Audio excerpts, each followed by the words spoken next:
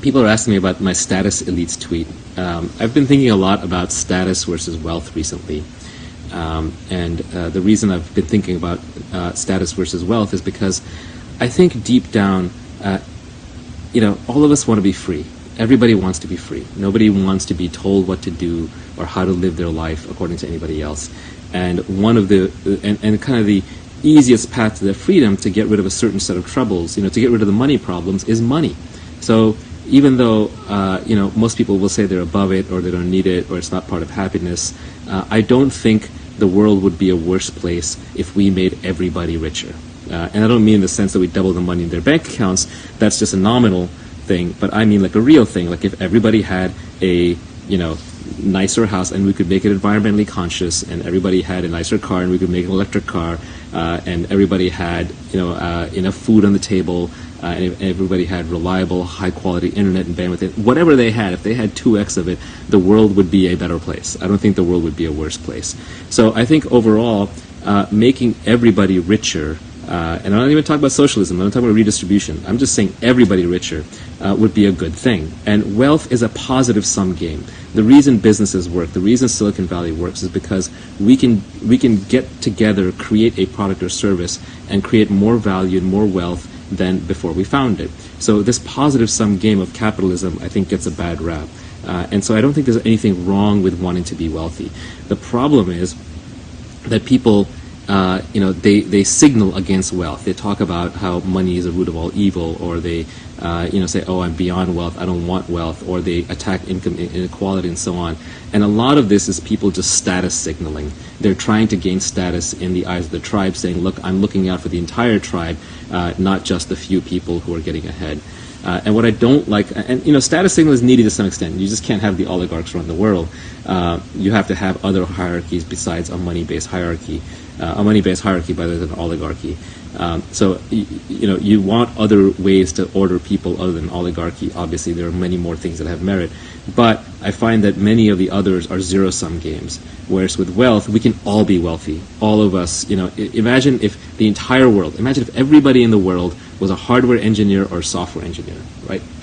Just don't ask me how, but we have a magic demon who can come in and retrain everybody, right? He's the education demon and turns everybody into an engineering level or PhD level, master's or PhD level good engineer in software, hardware, whatever you want, chemical engineering. Pick some hard science, but real engineer.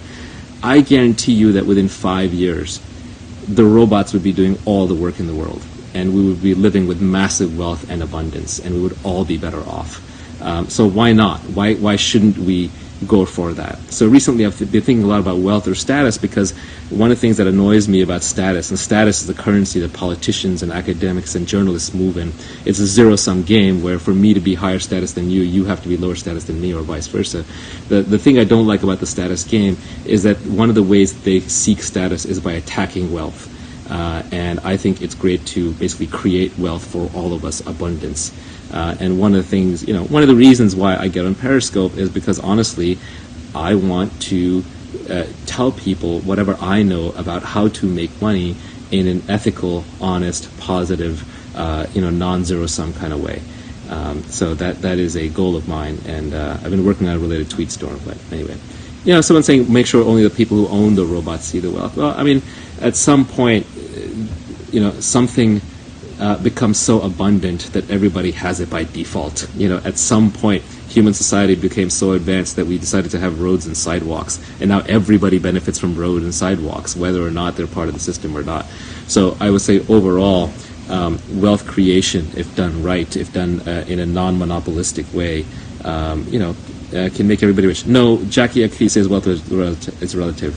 That's not true. You're trying to make it a zero-sum game again. Yes, it's relative in the sense that I can score it against each other, but if I'm if I'm a millionaire and my neighbor's a billionaire, we can both still drive nice cars. We can both still eat well. His being a billionaire or her being a billionaire doesn't take anything away from me.